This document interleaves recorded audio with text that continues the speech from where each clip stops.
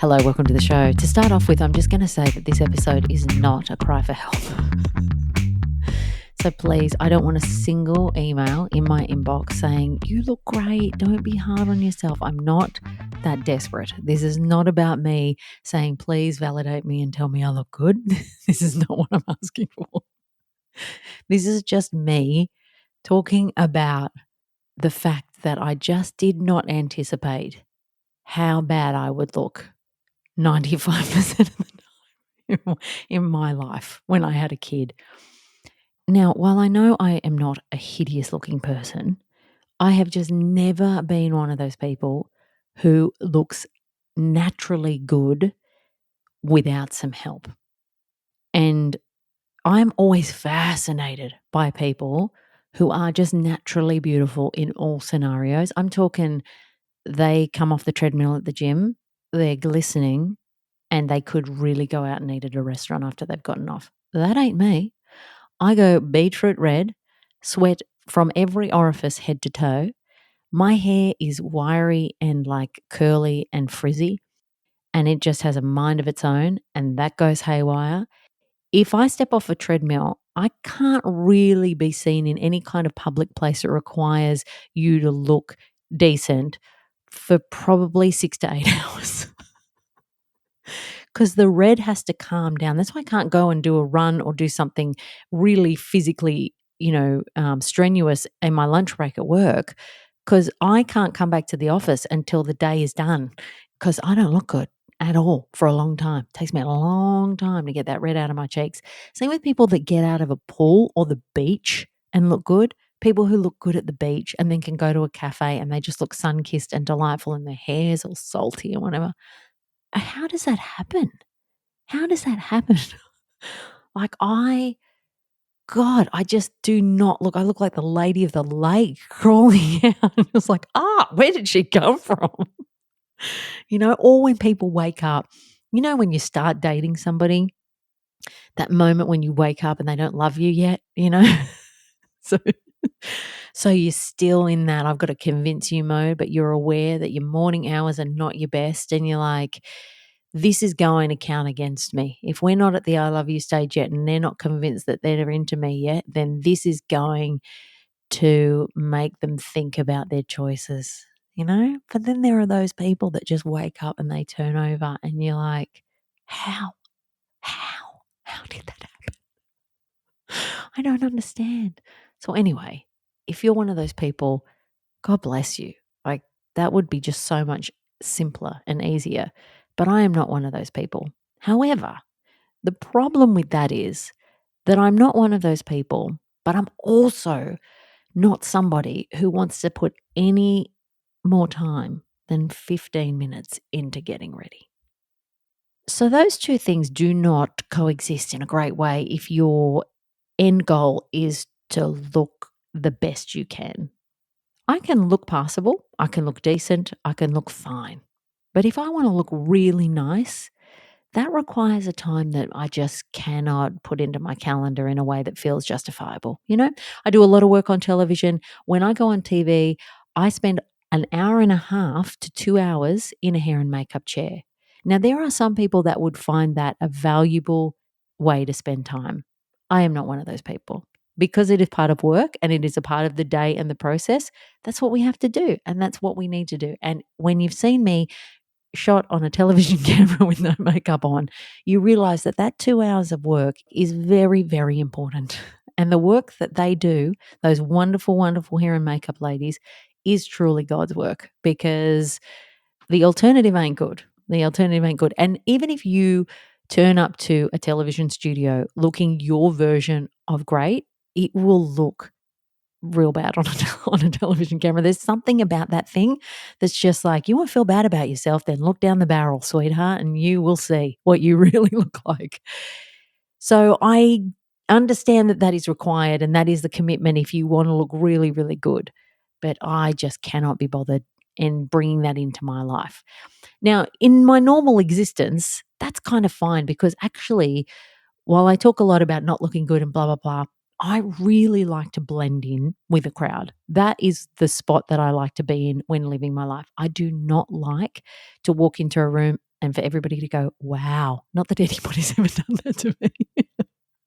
I don't even know what that feels like. But you know, when your friends see you and you've made a bit more effort than you usually would, and you walk into a room and they will call that out, and then everybody's saying blah blah blah. I hate that energy. No, no, no, no, no, please don't look at me, please don't look at me. So I like to just move through life in a completely undetected way. If anybody spies me in the shopping center or at Coles or something, I want them to question whether I actually have a job. Or just to think, you know what, she's not anybody worth knowing. Because then it's just like you just pass on by, you get to do your thing and live your life. I could never be like Tom Cruise level famous. I just think that would be I couldn't even be, D grade famous. The idea of being recognized at every turn and having to think about how you look and all those kinds of things, I hate it. I don't want to do that. That's not of interest to me. So I kind of move through my life when I don't have to go out to dinner or go to work or those things where you're like, okay, well, I'm going to put in some effort here. If I do not need to put in effort, I put in no effort, absolutely no effort. I wear exercise gear. I will maybe just kind of brush my hair slightly, but most of the time I just put a hat on it because I can't be bothered. And that's the kind of environment that I like to be in. So I'm starting from a pretty low bar, and yet, just when we thought it couldn't go any lower, I have been absolutely blown away by how bad you look when you're a parent. A, you got no time. B, you're getting very little sleep. But the thing that I didn't anticipate was the level of visible injury that I would be carrying around at all times. There have been multiple days in the couple of years of my daughter's existence where I have gone to work or out into everyday life, or even I might have gone to dinner with a giant scratch right across my face, like a tiger has ripped me to shreds. Those talons, the little fingers are tiny, but those talons are real sharp. I've been scratched across my face, scratched across my chest. I spend most of my days crawling around the floor, getting books out of the shelves, looking for things on the floor. And the other day I noticed that crawling around the floor has left me with a permanent discoloration of my knees, that I'm like, is this ever going to go away? Is this what my knees look like now? They're not just bruised. They're not bruised in a way that will heal. They are permanently scarred because I've been crawling around on the floor. My hair also has never been this bad. Now, I was born with bad hair. I've got good skin, thank goodness. My mother and my grandmother and all of the women in my family have always had good skin. My hair, I don't know where it came from, but I want to chuck it in the bin. It's an absolute disaster. It's a frizzy, humidity attracting mess. And I have, really tried everything over the years and nothing really works. But then it started to look so bad that I was like, I've got to do something about this. It got to the point where I asked ChatGPT for a hair routine. And I did that twice. And I went and bought the hair things that they recommended. Like it's a person. Please, what's wrong with me? Have I lost my mind? I bought the products that it recommended twice. And both times it didn't really work. I've spent all this money on crap that I don't need anymore. And I'm just like, how can I look this bad? And what can I do to fix it? But the problem is, am I going to put an hour aside in my day to dedicate to looking better? No, I'm not, because I don't value that. So I'm in this real pickle where I have gotten to a point where I'm even lower than the bar that I enjoy to set for myself. So even I'm starting to recognize, okay, this is probably below where I should be at this point in my life. I'm a capable, competent person. I have, a decent career. I've established myself. I do not need to walk around looking like this at all times. I actually can put some effort into this. But then when I sit down to actually put the effort in, I'm like, I'd rather read a book. I don't know why I'm telling you this. I don't even know what I expect you to do with this information. I don't even know what I'm going to do with this information. I don't know how to fix it. I just need to say it out loud because I'm conscious of the fact that I need help. and apparently ChatGPT is not the place to get it. Anyway, the weird things that you just don't expect to be feeling when you get to this point. I wish actually that I could find value in that time like I find value in my space looking good, because that my space and like having clutter and stuff, I hate it. It gets in my mind. I can't concentrate.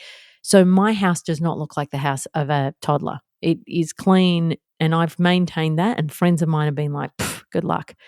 But the friends of mine that do not maintain that were messy before the kids came along, you know?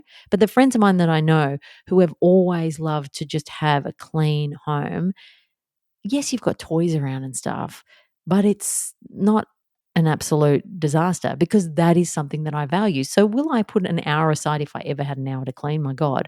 But if I had an hour to clean, would I put that time aside and clean and feel like that was a good use of my time? Yes. But would I ever sit down and spend an hour curling my hair? No. No way. Like, anyways, I guess the upshot of that is just I'm going to look shit for the rest of my life. Good chat. Anyway. Oh, God. Honestly, sometimes, truly, just what is happening in my life. Anyway, just appreciate you listening to that.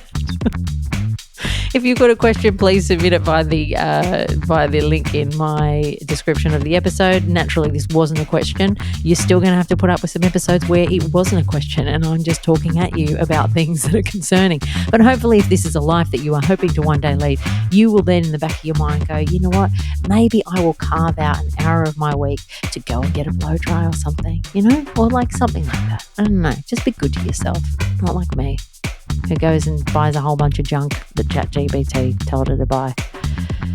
What an idiot. Anyway, I'll see you next week.